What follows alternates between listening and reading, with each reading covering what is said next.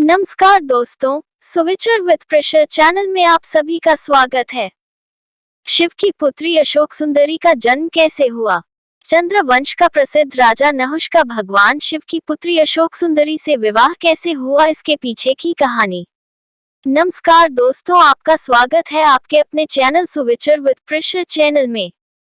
आज की इस वीडियो में हम जानेंगे कि शिव पार्वती की बेटी अशोक सुंदरी का जन्म कैसे हुआ, अशोक सुंदरी का अपहरण किसने किया, अशोक सुंदरी का विवाह किसके साथ हुआ।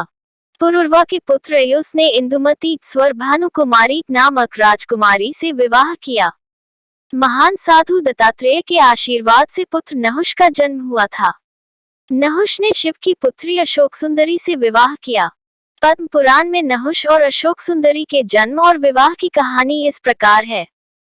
तो सभी को ज्ञात ही होगा कि भगवान शिव शंकर भोलेनाथ के दो पुत्र हैं, सबसे बड़े कार्तिकेय और दूसरे पुत्र प्रथम पूज्य श्री गणेश जी। परंतु भगवान शिव और पार्वती जी की 5 पुत्री भी थी, जिसका उल्लेख पुराणों में मिलता है। आज हम आपको उसी के विषय में बताएंगे। शिव पुत्री का जन्म। शिव महापुराण के अनुसार शिव जी और पार्वती जी के 2 पुत्र और 5 पुत्रियां हुई। इस संदर्भ में एक कथा इस प्रकार आती है कि एक बार नारद जी विचरण करते हुए मृत्यु लोक धरती लोक में पहुंचे। वहां वह एक राजा आयु के ये पहुंचे। उसी समय उस राजा के एक पुत्र हुआ था। उस दिन रक्षाबंधन था। राजा की पुत्री ने अपने भाई को राखी बांध दी। ये सब नारद जी देख रहे थे। उनका मन भी राखी बंधवाने का हुआ, तो नारद जी ने राजा की पुत्री को बहन कहकर पुकारा और बोला कि बहन, क्या मुझे राखी नहीं बांधोगी? इतना सुनते ही राजा की पुत्री ने नारद जी को भी राखी बांध दिया। इस प्रकार नारद जी को एक बहन मिल गई। अब नारद जी विचरण करते हुए कैलाश पर्वत पहुंचे, जहां उन्होंने भगवान शिव जी के साथ पार्वती जी और उनके दोनों पुत्रों के कार्तिकेय और गणेश जी के दर्शन किए।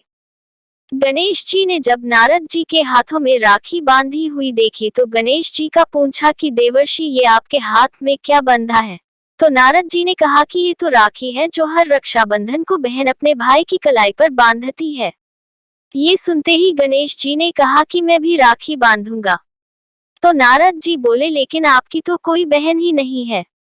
तब गणेश जी ने अपने माता पिता से आग्रह किया कि उनको एक बहन दे दे।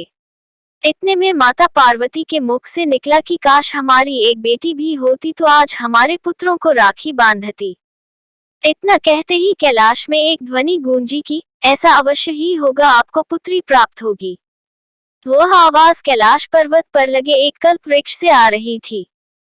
भगवान शिव शंकर जी ने माता पार्वती से कहा कि आप कल्प वृक्ष के नीचे जाकर अपनी मनोकामना मांगे तो आपको पुत्री अवश्य प्राप्त होगी।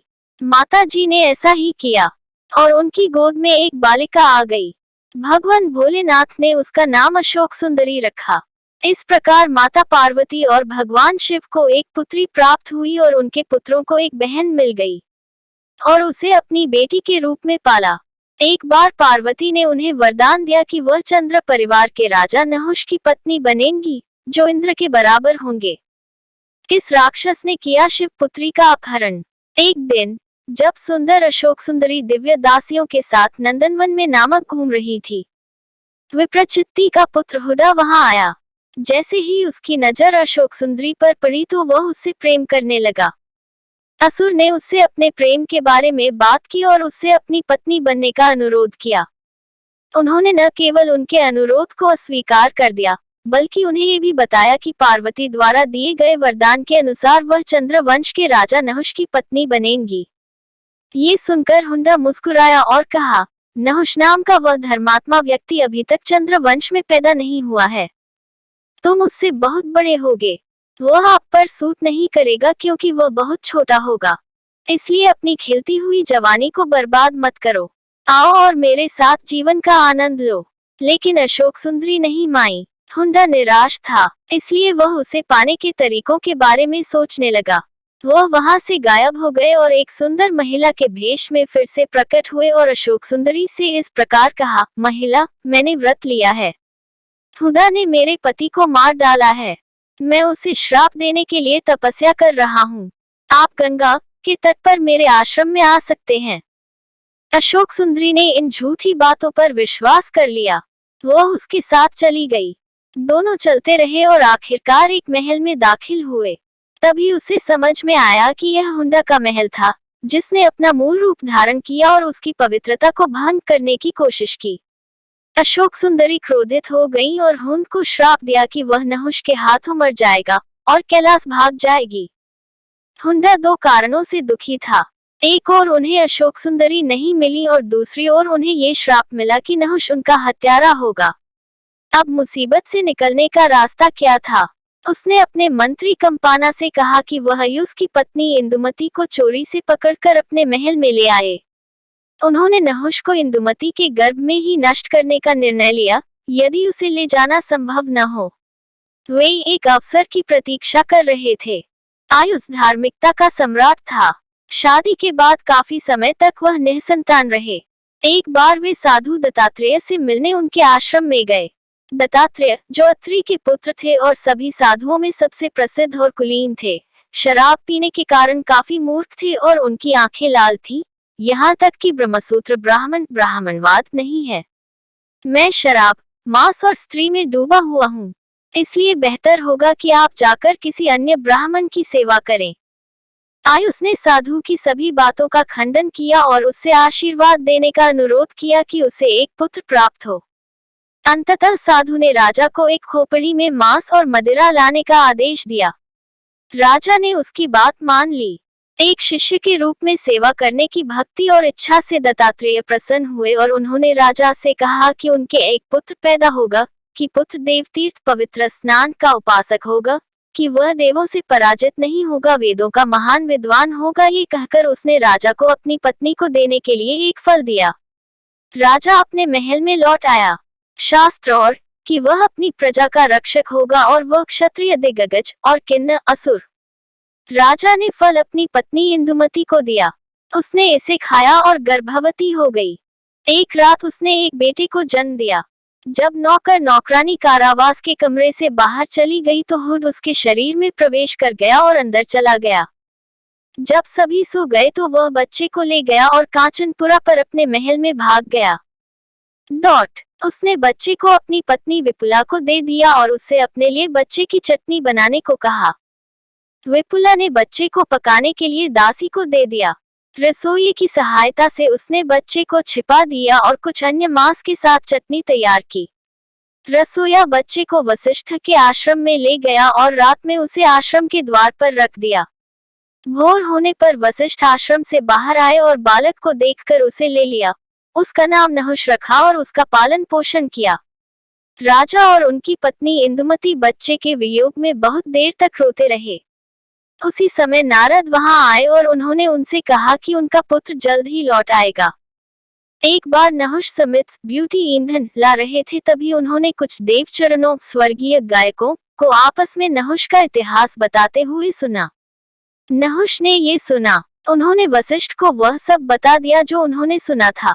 वशिष्ठ ने उन्हें प्रारंभ से लेकर हुंड द्वारा अपहरण किए जाने तक की सारी कथा सुनाई।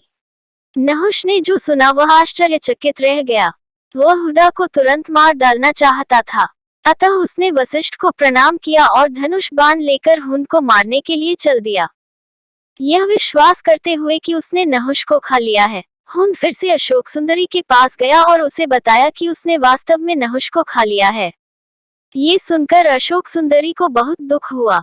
उसी समय विद्युधार नाम का एक किन्नर और उसकी पत्नी वहां आए। उन्होंने अशोक सुंदरी को सांत्वना दी और बताया कि नहुष जीवित है। उन्होंने जारी रखा, हे सुंदरी, वह महान ऋषि हुडासुर को मार डालेगा और तुमसे विवाह करेगा और इस संसार में एक सम्राट के रूप में तुम्हारे साथ रहेगा, शक्र इंद्र स्वर्ग में। नहुष से तुम्हारे ययाति नामक पुत्र उत्पन्न होगा, जो धर्मात्मा, दयालु और अपनी प्रजा से प्रेम करने वाला तथा इंद्र के समान होगा और उसकी 100 कन्याएं होंगी, जो अत्यंत सुंदर और अत्यंत उत्तम चरित्र वाली होगी।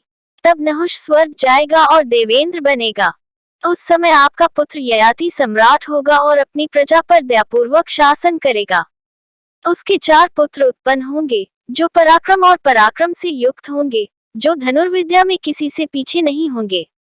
इन्हें तुर्वसु, पुरुकुर और यदु, शक्तिशाली और पराक्रमी पुत्रों को भोज, भीम कहा जाता है।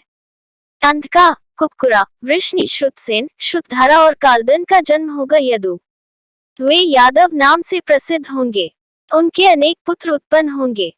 इस प्रकार नहुष और आपका वंश बढ़ेगा। इस समय तक नहुष पूरी तरह से हथियारों से लैस होकर घटनास्थल पर पहुंच चुका था और हुड से लड़ने के लिए तैयार था, जो उस भयानक युद्ध में मारा गया था। नहुष ने देवताओं के बीच अशोक सुंदरी से विवाह किया और विवाह के बाद युगल नहुष के महल में पहुंचे। नहुष इंद्र बने। अगस्त्य के शाप से अजगर बन गया।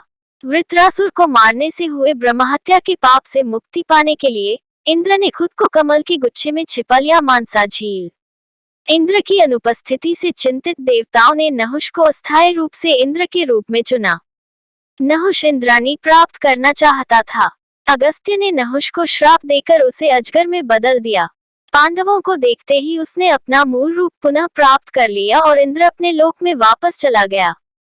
आज की इस कहानी को यही विराम देते हैं और फिर मिलते हैं एक और नई कहानी के साथ। तब तक के लिए राधे राधे। धन्यवाद।